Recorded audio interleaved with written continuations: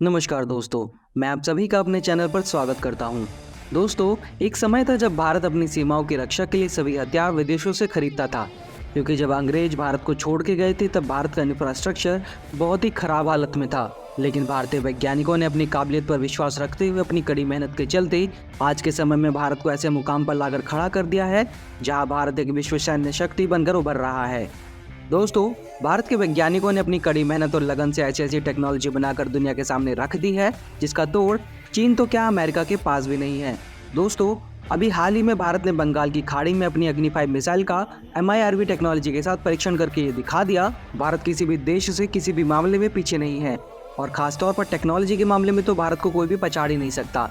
भारत की अग्नि 5 missile 8000 kilometre की रेंज वाली मिसाइल है और इस पर परमाणु हथियार भी लगाया जा सकता है। इसी के साथ भारत ने राजस्थान के पोखरण में हुई भारत शक्ति एक्सरसाइज 2024 में भारत ने अपने स्वदेशी हथियारों की टेक्नोलॉजी की एक झलक जब दुनिया के सामने रखी तो पूरी दुनिया में सिर्फ भारत के हथियारों की ही बातें होने लगी। इस एक्सरसाइज में भारत ने ऐसे ऐसे स्वदेशी हथियार प्रदर्शित किए जिन्हें सिर्फ देखने मात्र से पाकिस्तान और चीन के पसीने छूट गए हैं। इन हथियारों में Pinaka rocket system, anti drone technology, swarm drone और रोबोटिक म्यूल जैसे हथियारों ने पूरी दुनिया का ध्यान अपनी ओर खींचा। साथ ही इन हथियारों की ताकत ने चीन, पाकिस्तान, तुर्की और अमेरिका जैसे देशों को भी ये सोचने पर मजबूर कर दिया कि भारत के वैज्ञानिकों ने इतने उन्नत हथियारों को इतनी जल्दी कैसे तैयार कर लिया।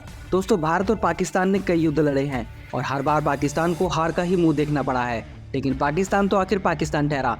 भारत से 4 बार युद्ध हारने के बाद भी पाकिस्तान आज भी भारत को परमाणु हमले की खोखली धमकी देता रहता है। लेकिन अब ऐसा नहीं होगा, क्योंकि भारत के महान वैज्ञानिकों ने भारत के लिए ऐसे ऐसे अमोघ हथियारों को तैयार कर लिया है कि अब तो रक्षा विशेषज्ञों ने यहाँ तक कह दिया है कि पाकिस्तान भारत के लिए कोई बड़ा खतरा है ही नहीं, क्योंकि पाकिस्तान के हालात काफी ज्यादा बिगड़ चुके हैं और अब भारत चीन को ध्यान में रखते हुए अपनी सेना को तैयार कर रहा है और घातक से घातक हथियारों को विकसित करने में जुटा हुआ है।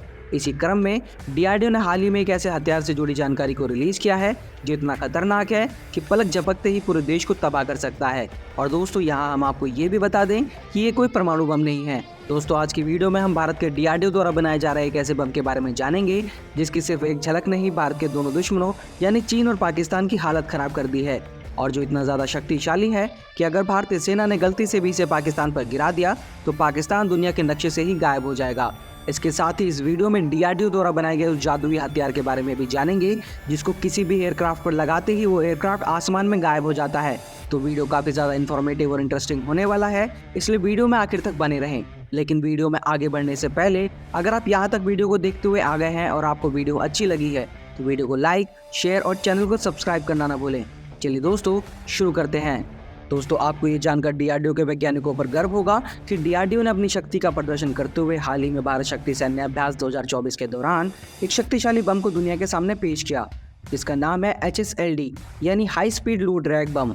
ये इतना शक्तिशाली हथियार है जो पल भर में ही पाकिस्तान और चीन के शहरों को कब्रिस्तान में बदलने की ताकत रखता है, और अब ये HSLD बम भारत के दोनों दुश्मनों के लिए उनका काल बनने जा रहा है। दोस्तों, कुछ रिपोर्ट्स की माने तो भारत के पास ऐसे करीब 5000 बम पूरी तरह से तैयार हैं, लेकिन वो सभी बम 250 किलोग्राम के हैं। और अब जो नई अपडेट निकल कर आ रही है उसके अनुसार DRDO इन्हीं बमों के एक्सटेंडेड वर्जन को, जो कि 450 से लेकर 1000 किलोग्राम कैटेगरी के बम होंगे, उन्हें बनाने पर काम कर रहा है।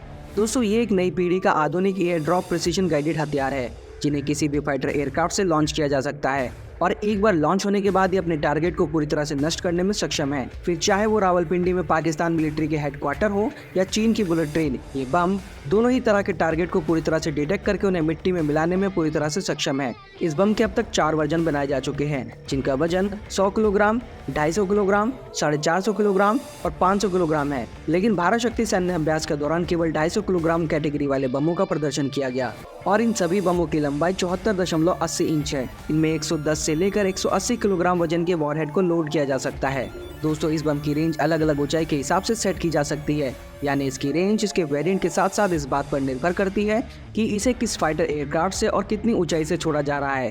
क्योंकि अगर इस बम को 10 किलोमीटर की ऊंचाई से छोड़ा जाता है तो इसकी रेंज 30 किलोमीटर तक हो जाती है, और अगर इस बम को 4 किलोमीटर की ऊंचाई से छोड़ा जाए तो इसकी रेंज 21 किलोमीटर तक हो जाती है, और वहीं अगर इसे 2 किलोमीटर की ऊंचाई से छोड़ा जाता है तो इस बम की रेंज 13.5 किलोमीटर तक हो जाती है। यानी इतनी दूरी तक ये अपने टारगेट को पूरी सटीकता के साथ नष्ट कर सकता है। इस बम को अधिकतम 10 किलोमीटर की ऊंचाई से छोड़ा जा सकता है और ये 1312 किलोमीटर प्रति घंटे की रफ्तार से दुश्मन की ओर बढ़ता है, और ये एक बार में दुश्मन के हौसलों के साथ साथ दुश्मनों की बिल्डिंग को भी नेस्तनाबूद कर सकता है। चलिए दोस्तों, अब बात करते हैं डीआरडीओ के लैब द्वारा बनाए गए उस जादुई हथियार के बारे में, जिसे अगर किसी भी एयरक्राफ्ट पर लगा दिया जाए तो एयरक्राफ्ट दुनिया के सारे रडार से गायब हो जाएगा। जी हाँ दोस्तों, यह हथियार इतना शानदार है कि अगर इसे किसी 4th या 4.5 जनरेशन के फाइटर जेट पर भी लगा दिया जाए तो वो भी 5th जनरेशन का फाइटर जेट बन जाता है। दोस्तों, हम बात कर रहे हैं डीआरडीओ के द्वारा बनाए गए रडार अब्सॉर्बिंग पेंट के बारे में। दोस्तों, क्या आपको पता है कि 4.5 जनरेशन और 5th जनरेशन के फाइटर जेट में क्या फर्क होता है? अगर आपको पता है तो हमें कमेंट सेक्शन में कमेंट करके बता सकते हैं, और अगर नहीं पता है तो हम आपको बताते हैं। एक 4.5 और 5th जनरेशन फाइटर जेट में यह अंतर होता है कि एक 5th जनरेशन के फाइटर जेट को रडार पर पकड़ पाना बहुत ही मुश्किल होता है, क्योंकि ये पूरी तरह से स्टेल्थ टेक्नोलॉजी पर काम करता है और इस पर लगे सभी हथियार इसके अंदर ही छुपे होते हैं, जो इसे स्टेल्थ फाइटर जेट बनाने में महत्वपूर्ण भूमिका निभाते हैं। और 4.5 जनरेशन के फाइटर एयरक्राफ्ट में ऐसी कोई भी टेक्नोलॉजी नहीं होती, यानी इन पर लगने वाले सभी हथियार इनके अंदर नहीं बल्कि बाहर की ओर लगाए जाते हैं, जिससे इन्हें आसानी से देखा जा सकता है और इन्हें रडार पर पकड़ना भी ज़्यादा मुश्किल नहीं होता। तो दोस्तों, ये दो मेन फीचर अगर किसी एयरक्राफ्ट में है तो हम कह सकते हैं कि एक 5th जनरेशन का फाइटर जेट है। यानी अगर हम किसी 4.5 जनरेशन के फाइटर जेट के रडार सिग्नेचर को पूरी तरह से खत्म कर दें या उसे 90% तक कम कर दें तो वो फाइटर जेट भी एक 5th जनरेशन का स्टेल्थ फाइटर जेट बन जाएगा। और दोस्तों, ये बात तो हम सभी जानते हैं कि भारत के 5th generation fighter jet AMCA को बनने में टाइम लगेगा, लेकिन भारत के दुश्मन चीन ने पहले ही 5th जनरेशन का फाइटर जेट तैयार कर लिया है और अब पाकिस्तान भी चीन के J-20 फाइटर जेट को खरीदने की बात कर रहा है। ऐसे में भारत के लिए बहुत ज़रूरी हो जाता है कि वो या तो अपने 4.5 जनरेशन के फाइटर जेट को अपग्रेड करे या 5th जनरेशन फाइटर जेट को विदेशों से खरीदे। और भारत ने पहले ऑप्शन पर काम करने का मन बना लिया है, जिसके तहत भारत ने अपने सुखोई 30 और बाकी सभी फाइटर एयरक्राफ्ट को अपग्रेड करने का काम भी शुरू कर दिया है। और इसी अपग्रेडेशन प्रोजेक्ट के तहत भारत ने ऐसे पेंट का आविष्कार किया है जो किसी भी फाइटर एयरक्राफ्ट के रडार सिग्नेचर को 90% तक कम कर सकता है, जिससे ये फाइटर जेट उड़ान भरते ही हवा में कहीं भी गायब हो सकते हैं। और किसी भी फाइटर जेट को स्टेल्थ बनाने में उसके रडार सिग्नेचर का बहुत बड़ा हाथ होता है। दोस्तों, डीआरडीओ ने इस पेंट को मैग्नेटिक फंक्शनल फिलर मटेरियल में पॉलीयूथीन को मिलाकर बनाया है। जब इस स्वदेशी रूप से विकसित पेंट का उपयोग MiG-29 फाइटर जेट पर किया गया तो इस पेंट ने फाइटर जेट के रडार सिग्नेचर को 90% तक कम कर दिया। पर इसके साथ ही ये पेंट ऑल वेदर कंडीशन में भी टेस्टेड है और पूरी तरह से कारगर भी है। दोस्तों, ऐसा नहीं है कि ये टेक्नोलॉजी किसी और देश के पास नहीं है, ये टेक्नोलॉजी बहुत से देशों के पास है और इसे विकसित करना भी बहुत ही मुश्किल काम होता है। इसलिए जब भारत ने इस टेक्नोलॉजी को बाकी देशों से मांगा तो सभी ने साफ इनकार कर दिया था, लेकिन भारतीय वैज्ञानिकों ने इस पे काम करके भारत को उन्हीं चुनिंदा देशों की लिस्ट में खड़ा कर दिया जिन्होंने भारत को ये टेक्नोलॉजी देने से मना कर दिया था। तो दोस्तों, आज की वीडियो में बस इतना ही। आपको ये वीडियो कैसी लगी हमें कमेंट करके जरूर बताइएगा।